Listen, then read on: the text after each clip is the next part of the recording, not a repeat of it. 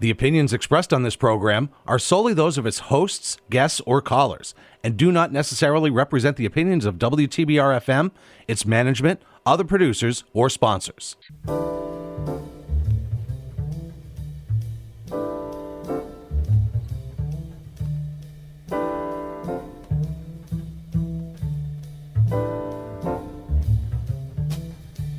Hi, everyone. You're listening to Backstory. Let's hear it on WTBR-FM Pittsville with Roberta McCulloch-Dews.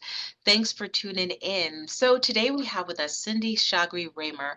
She's the Vice President and Director of Community Development at Greylock Federal Credit Union.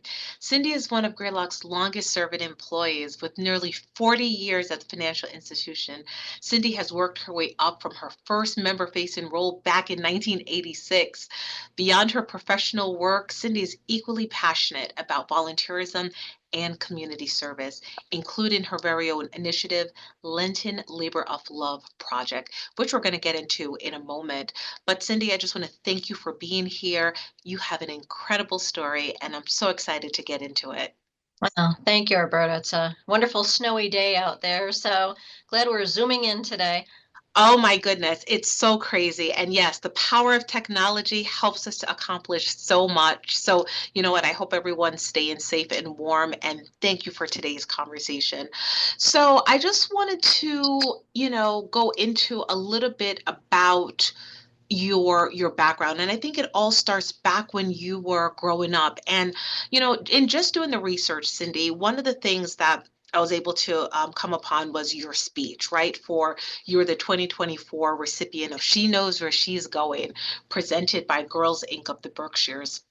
And in your speech, you talked in depth about your experience growing up. And one of the things that I thought was really interesting was you mentioned that you had old school parents. So I need to ask, what does that mean? Because old school, you say old school today, that can have so many different connotations. So what did that mean for you growing up? Yeah, good point, because old school is me right now, since you did comment that I've been here almost 40 years. So I'm going to put a little qualifier out there before we dive in. They hired me as a toddler, so we're gonna hang on to that there, youth. Because you were very smart.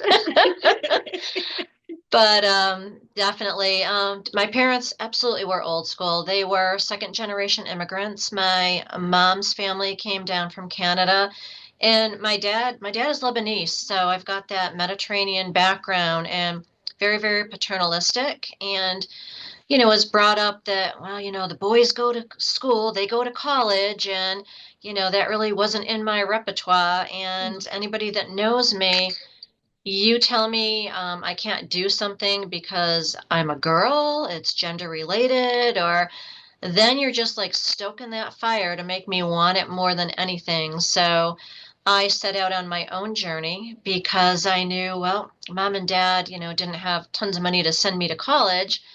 But I was very blessed to have a job at Greylock, and I started just going to night school. So work full time during the day, moonlight on the side as a waitress, and take classes in the evenings, and picked away at that for many, many years. It was very, very important to me to get that degree. Yeah. And my brother had no interest in that. He wanted to work. So you got the daughter like, I want the education, and the son going, I'm going to work. But because of all that, I'm just so thrilled to say I got 3 degrees, not just my BCC degree, which I really love. I love BCC. Yeah. So Cindy, you mentioned, first of all, congratulations on all of your achievements, because it's hard, right? It's hard to do a lot of that and go to school and work simultaneously. And, you mentioned chipping away at it, and anyone who's done that knows that it's a sacrifice along the way. Growing up and knowing that your parents, your father in particular, may have had this sort of this view, how did that vibe in the house? Because you seem very like, I kind of know what I want, and this is where, I'm going to put my mind to it. And, if you have this sort of old school vibe, how did the two perspectives align or not? Definitely a challenge. I think what I had going for me is I was kind of his mini me. So, even though, you got the daughter, you got this strong-willed daughter who, really has a lot of your qualities, looks like you. And it's funny because as they saw me chipping away, saw the, accomplishments, they started realizing, this is important. And they actually were very supportive and thrilled. And Yeah. I was so happy when they attended my graduation from MCLA, because that's something that it wasn't out there. I didn't dream of that as a child, but as I grew older, and they did come around and support it, and they admitted, I think a little begrudgingly, honey, you were right, but Yeah.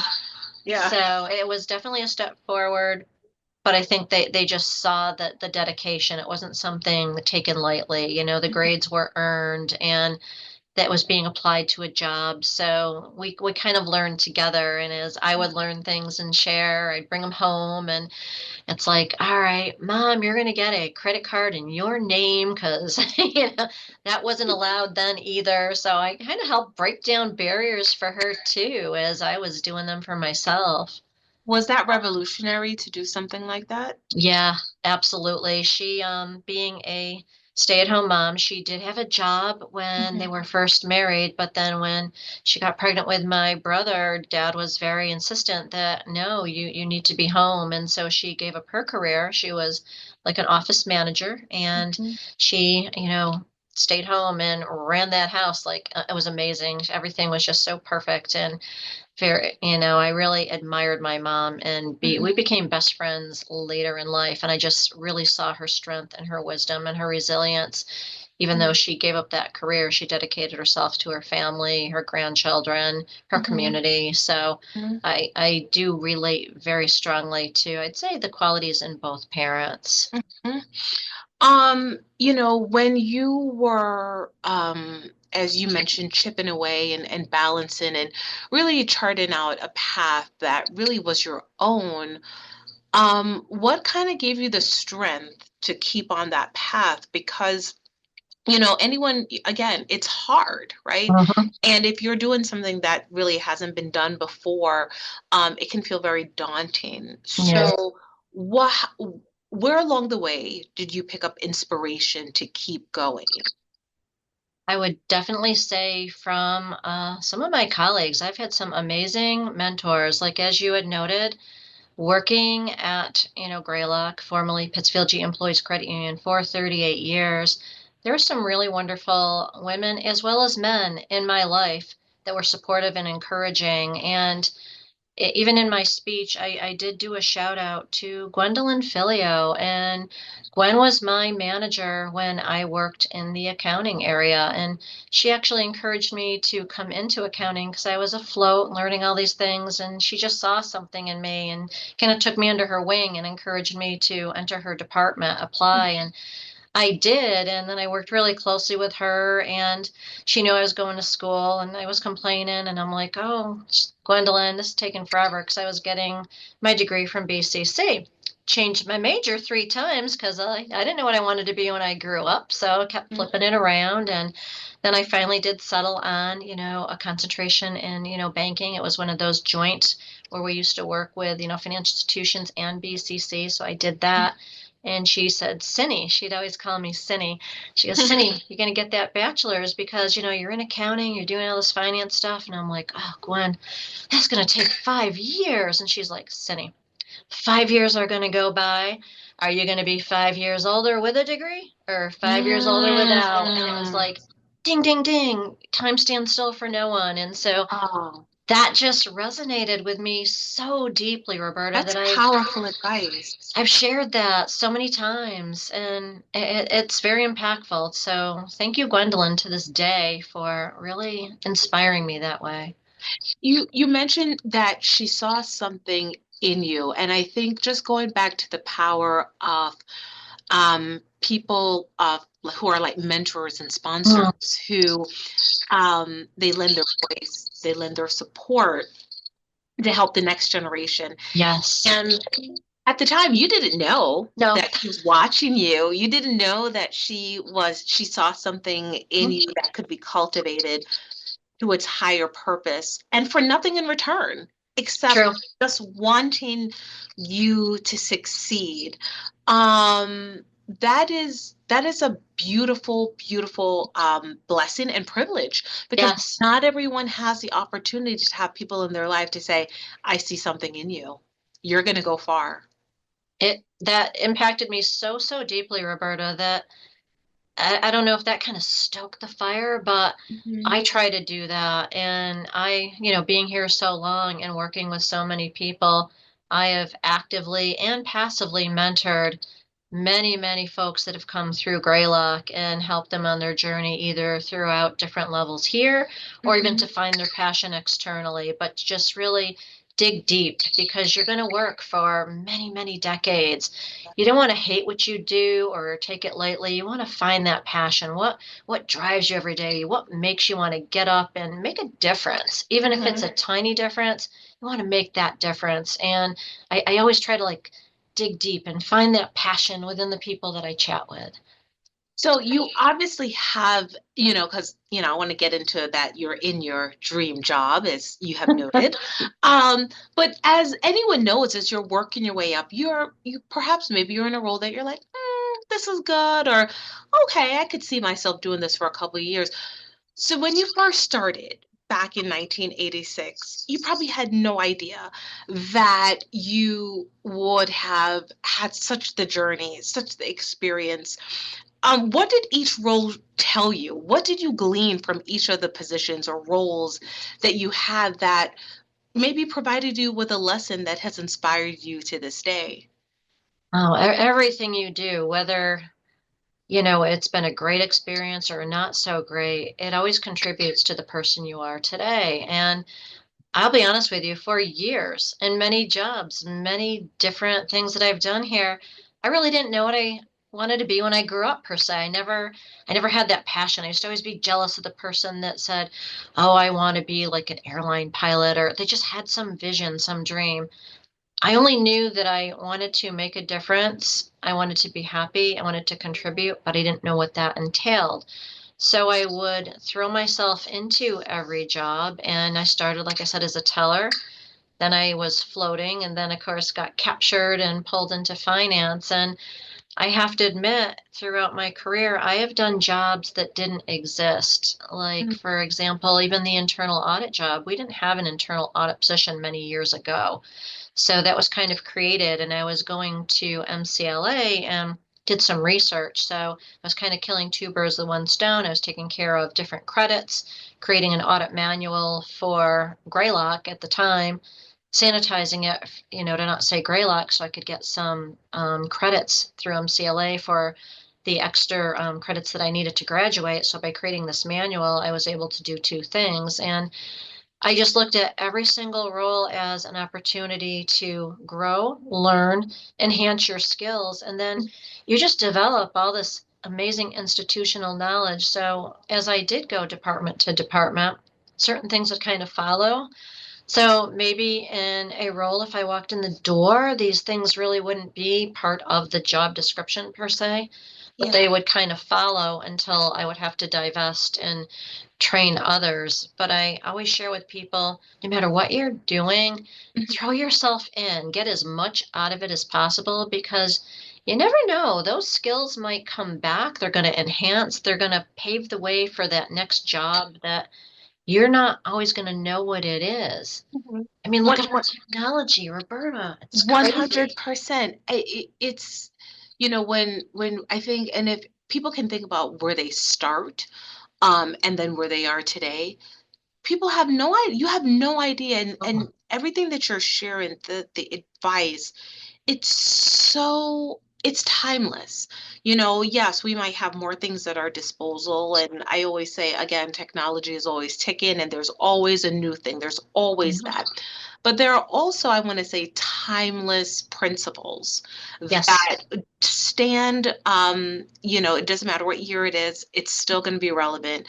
And that concept of making the most of every opportunity. And no opportunity is wasted. No No. moment is wasted.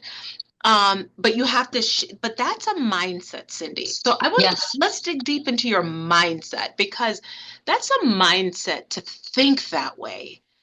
In order to do it, you have to first think it.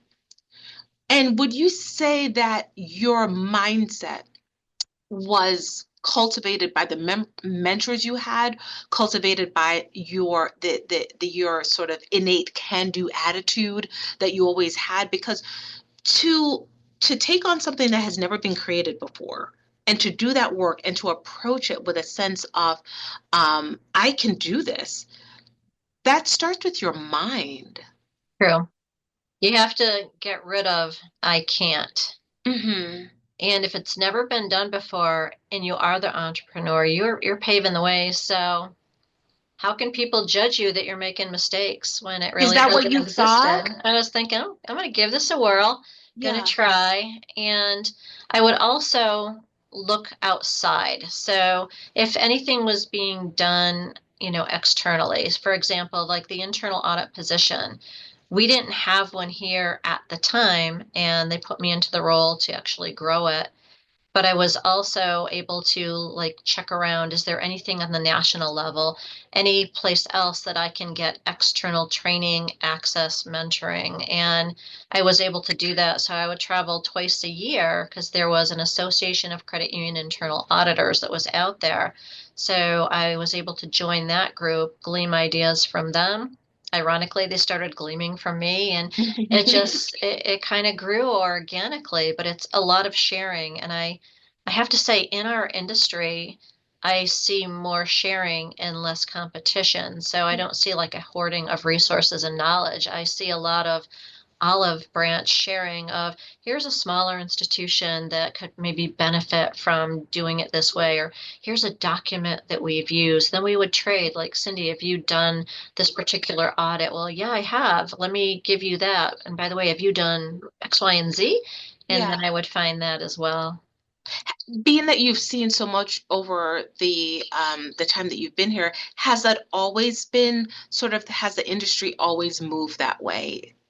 In my experience, yes. I've Okay. always seen amazing collaboration within credit unions. There's just, I don't know, like a different mindset. I get calls a lot. I've spoke on national level where people will just reach out and ask you for information. And I notice when I reach out and ask, I don't get pushback. So there's a lot of, I don't know, a lot of sharing, quid pro quo. You're on the East Coast, I'm on the West. There's some similarities, there's some differences, but that collaboration and that sense of community, I love it. It really dovetails into my values as a person of wanting to share, wanting to help. And, there's enough need for everybody out there. So if we collaborate, we can just make more inroads. I don't need to like corner the market and, Right.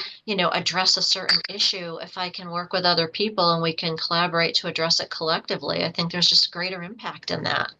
Absolutely. I mean, I think that again, approaching work from that position of arms wide open Mhm. versus closed, and definitely there's more to be had with that kind of position. You're in a great role. You are in a role that you My get dream.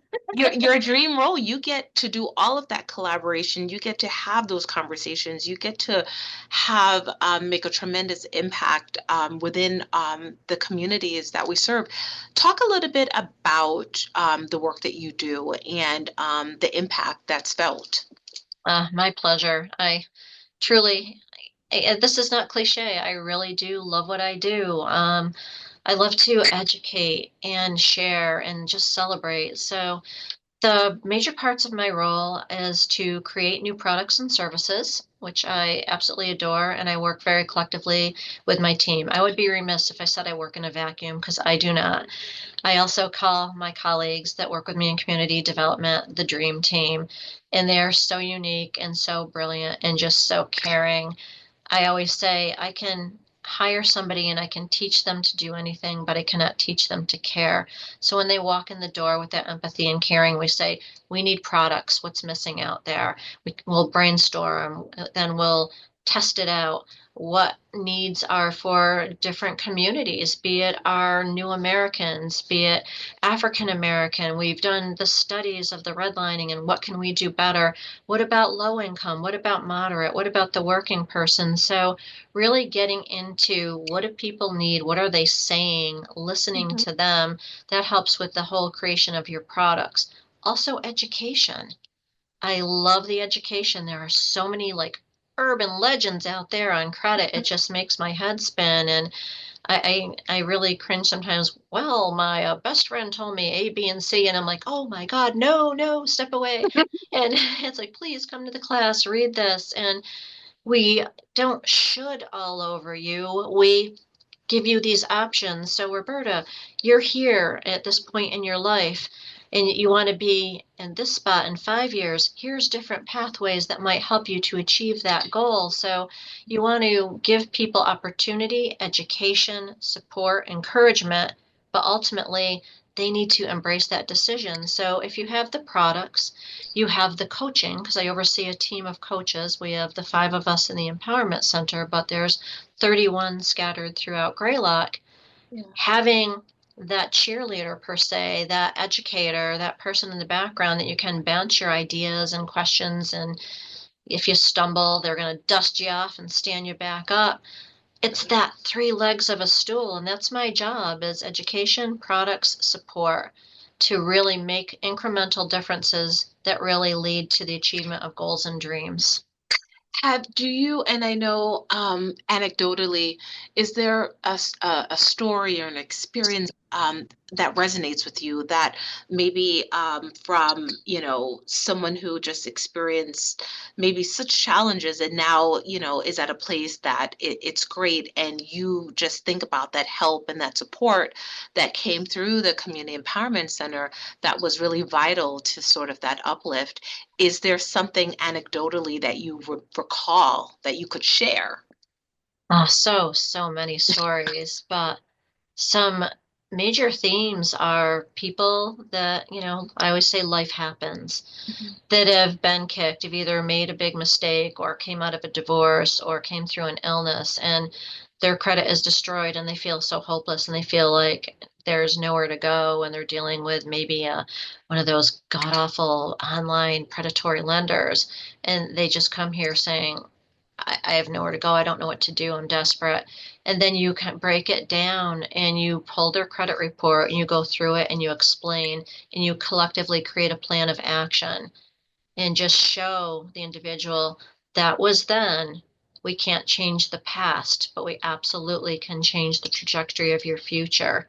Mm. How bad, it's where you want to be. How bad do you want it? And if folks have the ability and especially the desire, I'll tell you, desire is so strong to commit to certain changes in lifestyle.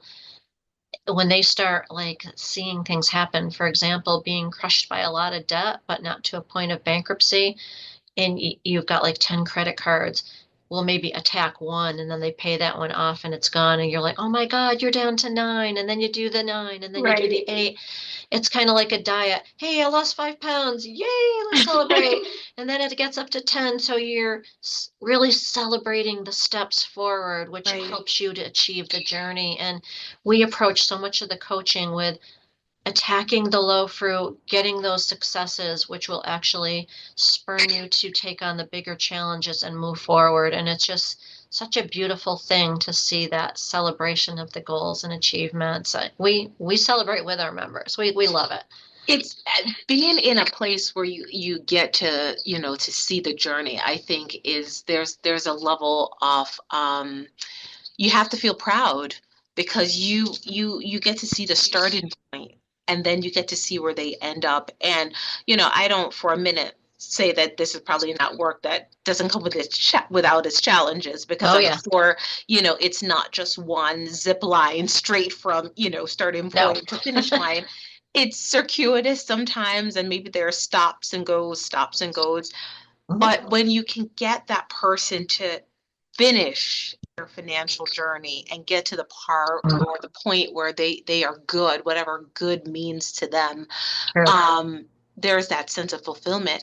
I got to ask you, Cindy, because one of the things you will have been, you're really passionate about education. And you've been really passionate about a particular topic within education, and that's around fraud. Absolutely. And so there was something that you really, you've gone sort of that extra mile of sharing, even a situation that is kind of goes right home to you, and in terms of fraud. Would you care to share a little bit about what happened to you? Absolutely, because fraud is no longer if it's going to happen to somebody. Fraud is when. And that's kind of the focus of what we're dealing with now with the technology, artificial intelligence. As you said, I've worked with fraud all my life at Greylock. I have helped people with all the different scams, um, help them when they've become victims. I'm super careful. But guess what? I too was a victim. So, as good as I am about checking everything, not clicking on those hot links, not answering all these phone calls that are popping up, on my phone, I still was compromised. And essentially, all of us have been. There was that huge, huge data breach Mm. of, Equifax a few years ago. There was another recent one down in Florida of public data, and it was a good 30 to 40 years of data. So my social security number, address, date of birth, everything that's me is out there, and unfortunately is with millions of others with all the different breaches. So when you have all that data floating around out there, it's just a matter of time before somebody somewhere is going to use it. So my story, really quickly, I was working from home because I'm hybrid. So most days I'm in the office. This particular day I was working at home. Got the mail, and there was a letter from, I won't say the institution, but it was a very large financial institution that was asking me for additional data. And I'm like, I didn't apply for anything here. But my fraud training told me don't just call the number on this letter, because the letter that was sent to me, that could potentially be the scam. And if I were to call the letter and share all this other information, I could be opening the door that way.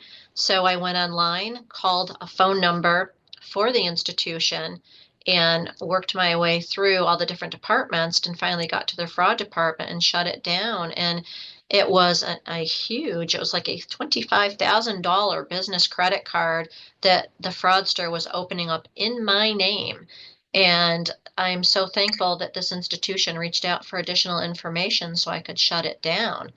But now I'm in a panic because they got pretty far with that application. Yeah. And that spurred me to, all right, Cindy, practice what you preach. You've been telling people for years to do credit freezes.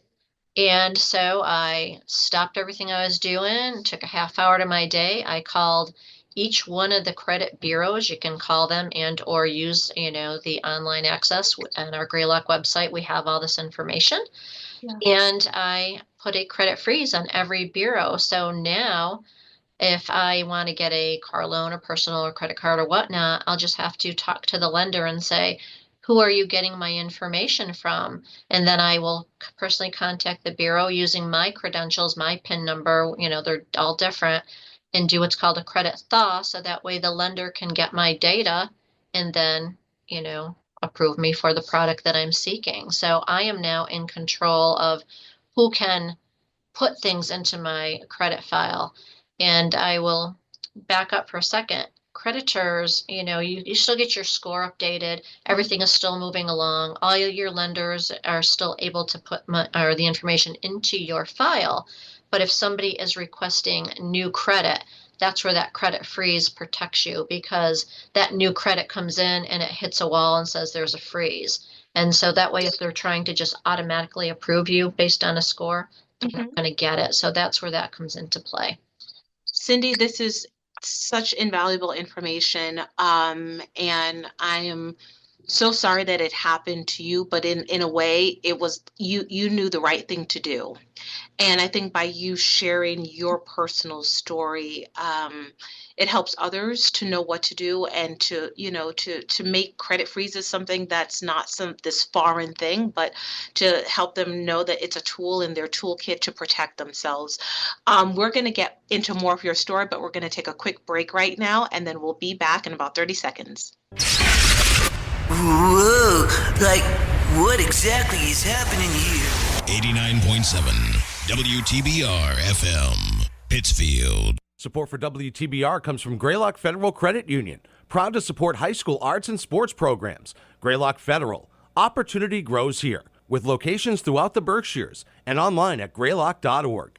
We all know WTBR is great to listen to on 89.7 FM, but did you know that you can listen to WTBR just about anywhere? We've got a web stream and it's easy to use. Go to WTBRFM.com on your computer and click play. You can use the TuneIn app on your smartphone and connect it to your car's sound system. Or you can use your smart speaker. Just say, Alexa, play WTBR-FM, and there's your community radio station. WTBR, for the love of radio.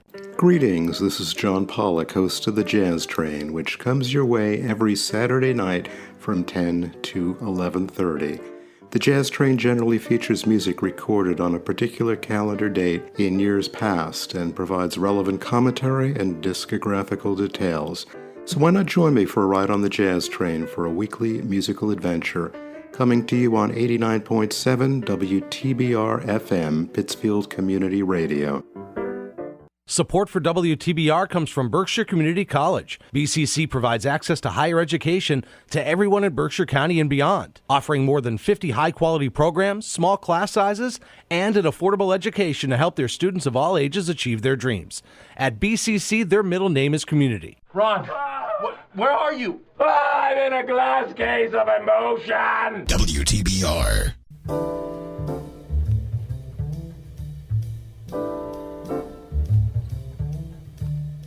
All right, Cindy, it's a pleasure to return back to our conversation. For my guests just joining, I have with us Cindy Shogry-Raimer. She is the Vice President and Director of Community Development at Greylock Federal Credit Union. And Cindy was just sharing her story about how she actually had an experience with fraud and the tools that she had to do to sort of enact to protect herself, and sharing some of her tips. So she's really vocal about it. She's very passionate about it, a no holds bar approach to making sure that everyone knows what they need to do as well. And Cindy, at the end of our conversation, we can share some resources where people can go to learn more, so that they too can have the tools that they need to educate themselves. I know that in addition to your work that you're so passionate about, I also know that there is another side of you that you are passionate about, and that's your community service work. And I want to take it back to 2013 when you were with your mom and you were thinking about what to give up for Lent. And, the word is that you were, not coffee, but wine and chocolate were those two things that, you love a lot. Oh, yeah. I slipped and said coffee because I love coffee. But those are two things that you love a lot, and you instead of those things, you said I might do a little thing differently this year, maybe do things a little differently, and you decided to start an initiative that has bloomed into a huge project. Let's talk about your Lenten Labor of Love. My passion project. Yes. Never tire of this. So you're absolutely right. I chatted with Mom and I said, instead of giving up, I want to give back. And that very first year, so for the 6 weeks, during Lent, I went out shopping and I started buying health and hygiene aids and to give to people living in shelters. And we made, just Mom and I, we made 25 packages. And that first year, I wasn't sure which direction I was going in. So the first year was all focused on men. And we ended up going to Barton's Crossing, and there was soap and shaving cream and the disposable razors and shampoo, condition, body wash, all the different things. Because, you can get food, at the pantries, you get a nice roof over your head, but to have your own supplies to, clean yourself up when you're looking for a job or going out and making the different appointments, it just gives you a nice sense of self. And these products are expensive. So being able to do that just seemed like it's making a difference. And I was so thrilled that we did get a little bit of press on it. So I was so happy to have the press, not to say, oh, hey, look, Cindy's doing something great. It's like, join me. I'm Yeah. one person. Was that the first year that the press? Yeah, 2013 was the very, very first year we did that. Wow. Then you fast forward and my dream came true. So I started getting text messages and emails like, Cindy, you gonna do it again? I said, well, yeah, my dream is to, do multiple shelters and, reach out and get to different organizations. And one of my favorite years was just before COVID, because by then, we started in 2013, so keep going every year. It's growing, growing, growing. In 2019, we set a record, and I do have to be, shout out to Greylock and John Bissell. Thank you for letting me use our one of the rooms that I worked in, because I was able to set up what's called assembly line tables. So we had a table for the kids, a table for like packages dedicated toward women, packages toward men, and I ended up having over 30 volunteers stream in over the course of 3 hours, and we made 300 care packages. It was so cool. Oh my God. So 300 packages in 3 hours, that's like amazing, but it's the power of people. I had so many wonderful people come in, friends, family, colleagues, they all wanted to be a part, and some dropped off money, some dropped off product, others rolled up their sleeves and they built those packages with me. And if you work with me, I'm kind of like a drill sergeant with that, where it's like, well, got a little strictness going in here, because if you're in a shelter and you got 2 kids, I don't want them saying, well, mommy, that Right. Sally got two packs of crayons and I only got something different. So I'm very rigid with the contents of the packages, and they are all full size. I don't want little samples of shampoo. I want a full size, so that way you've got product to last well over a month. So that was just I want to get into what you're saying about that, Cindy, because it's almost like you're putting yourself in the space of the person receiving the package. The care, the thought, not like, well, here's just something, right? Here's just a bag, but here's a bag that has been put together with thought, with love. We want whatever we're giving you to last. And, again, because you had noted this in parts of this work in your speech, and you talked about how giving feeds the giver. It does. Roberta, I will never ever forget. And I always have people come with me. So people that have participated, I invite, because I also want them not to just see the building, but to see the impact. And one day we happened to be at one of the shelters, I won't name which one, and there was a woman there that had just gotten through surgery, and we were bringing in our packages, and she asked me, she goes, can I have that? And I said, absolutely. Which one do you want?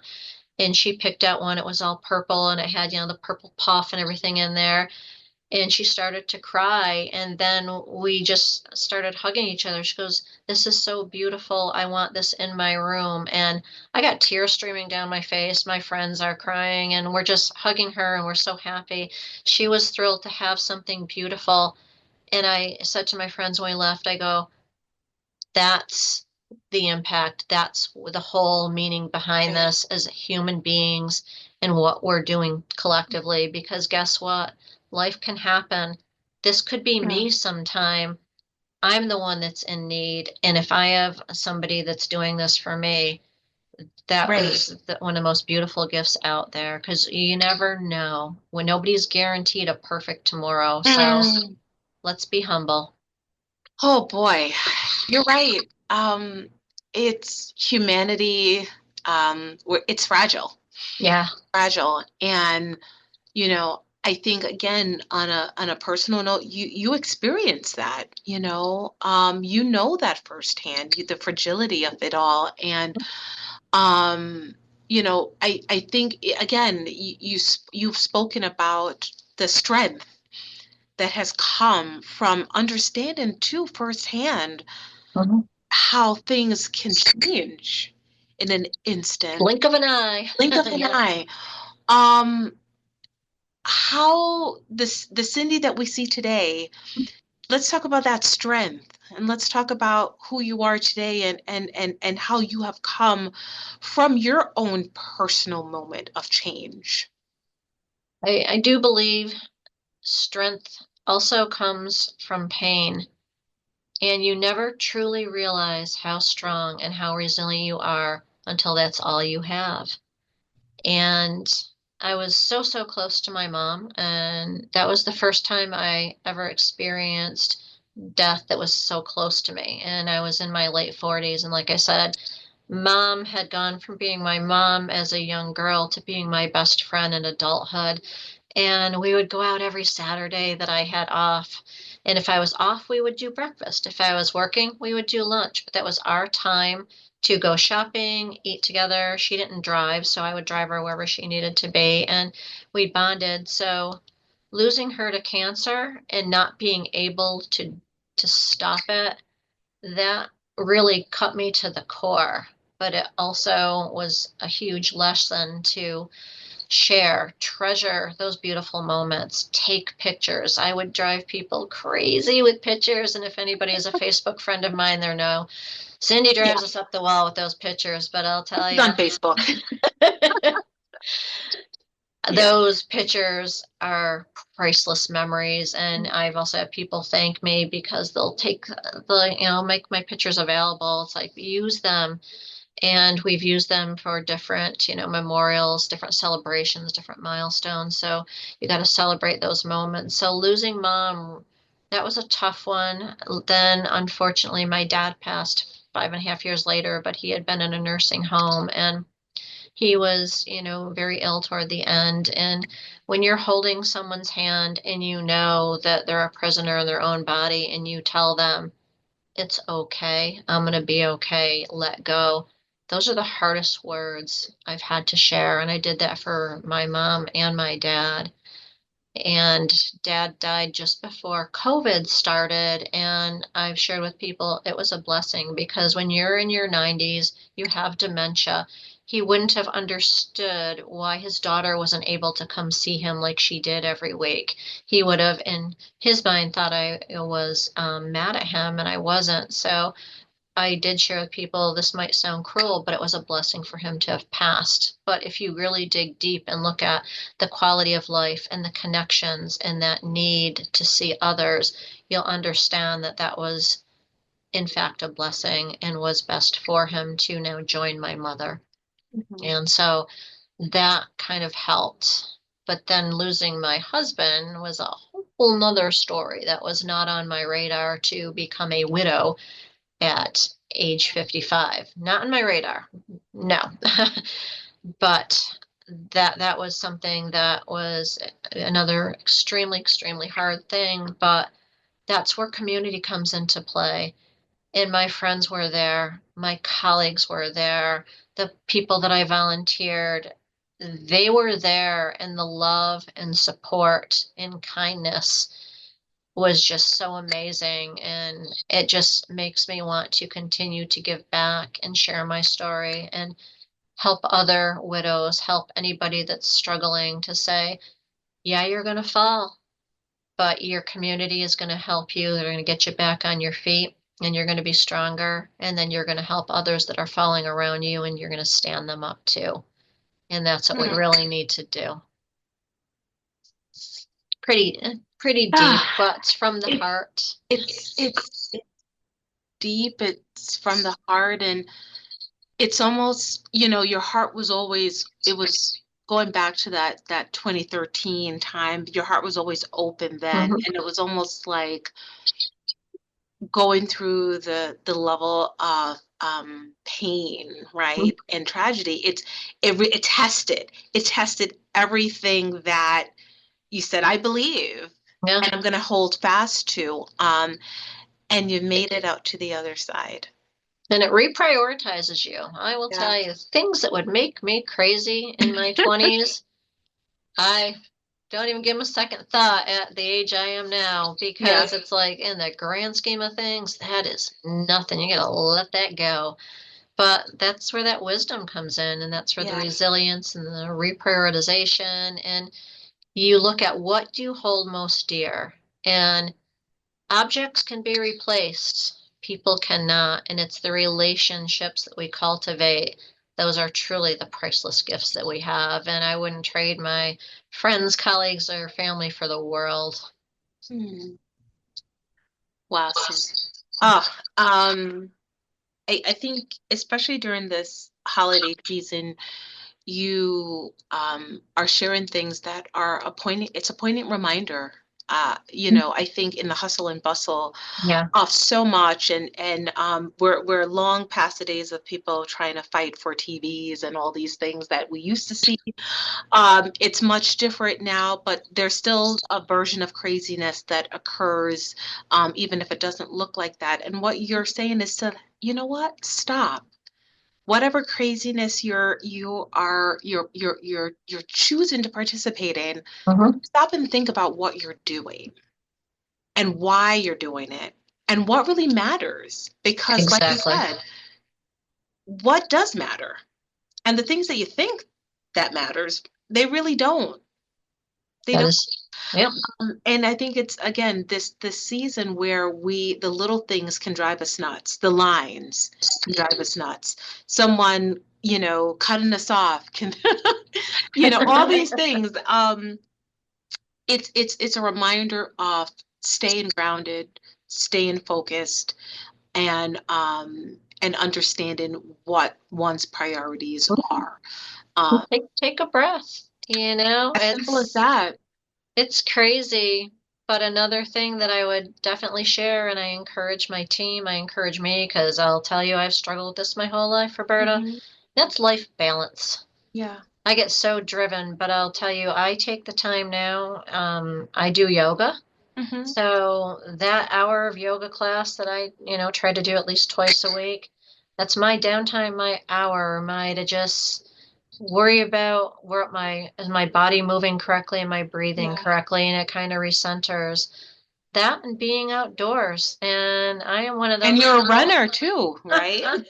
I'm running, oh Lord, 52 weeks out of the year. And good for you. Funny that you mentioned that, because Sunday is one of my favorite runs. So for all you runners out there, in Northampton, they're having their hot chocolate run, and there is thousands of people. And the beautiful thing about the running community is 99.99% of these races, they are to raise funds for causes. So Berkshire Running Center's Thankful Run raised a lot of money for our food pantries. The one I'm doing in Northampton on Sunday is for Safe Passage. And for our Berkshire County residents, Safe Passage does the equivalent of the work that the Elizabeth Freeman Center does here. So all the money raised is, to help victims of domestic violence, over in the Northampton area, and they make this huge event. So when you see all these runners all decked out, and yours truly is going to be wearing her elf costume while she's doing that 5K, it's for a good cause. So and will we see pictures, Cindy? Just gotta ask. Will we see pictures? Oh, never. Just at least 100. But oh my goodness. Well, I think as we wrap it up, I went back to the list of guidance that, because you're full of it. You have a lot of guidance to share. You are a treasure trove of guidance, and you had about 7 points that you shared with the young women that night. And I captured it because I wanted to share it, because I think that, again, these are poignant things to remember. So number 1, never accept the words "you can't" or "girls shouldn't." Number 2, always have a plan B, because life happens. Be flexible. Number 3, Bad times will occur, but remember, they do not last forever. Number 4, good times will also occur, so embrace them because they too do not last forever. Number 5, take risk in your career and passion projects. Number 6, encourage other women to do the same. And number 7, and never, ever apologize for being a strong, smart, bold woman. That's a great list. Absolutely. That's a great list, Cindy. Believe it with every fiber in my being. Yeah, there's something for everyone to take away from that list. And I know that you specifically spoke to the girls who are receiving scholarships that night, but it's something that I think has a timeless quality to it. Absolutely. And still stands strong and resonates with so many. So thank you for that. If I had to, as we think about closing out, and if I have to ask you if there's one word that you would think to describe yourself with all that you have said, there's so many things. But if you had to choose, Cindy, one word, what would that be? Oh, wow, that's a tough one. I keep going back and forth in my head, but I would say resilience. Life is not easy. There's beautiful moments, there's tough moments, but that resilience to share your voice, to amplify the voices of others, to pave the way for the younger folks behind you. You need resilience. You need to be able to be told no and you can't and circumvent it. So I would say resilience is very deep in my soul. I was toying with that and, compassion, but I think they kind of go hand in hand. All right. We'll take that in again. It's your word. So whatever your word works, I think it's a perfect word that fits you most appropriately, especially your life journey and your story. It describes you well. So thank you for that. Thank you. Again, this has been a great conversation, Cindy. Thank you so much for sharing your story. Thank you for taking us a walk down memory lane and demonstrating and reflecting through your experience that if you have a goal and a dream, it doesn't matter who supports or who doesn't, keep going. And Yes. Along the way, the people who are meant to be there will be there to help you, help you along the way. Definitely believe in power of attraction and Right. like minds, you'll find that. And sometimes in the most unlikely places, you will find somebody. They either saw something on Facebook or they met you at a road race or they happen to be a colleague that didn't really know something about you. There's all these amazing, wonderful connections out there. And I do think they happen for a reason. What is it? You meet people for a reason or a season, and everybody, it all plays into the amazing human being that you are today. That's And right. I just really love those connections. Well, thank you. And to my guests listening, thank you for joining us on this journey and this conversation. It's been a real pleasure. So everyone, you've been listening to Backstory. Let's hear it on WTBR-FM Pittsville with Roberta McCulloch-Dews. Thank you so much, and I hope you have a great day.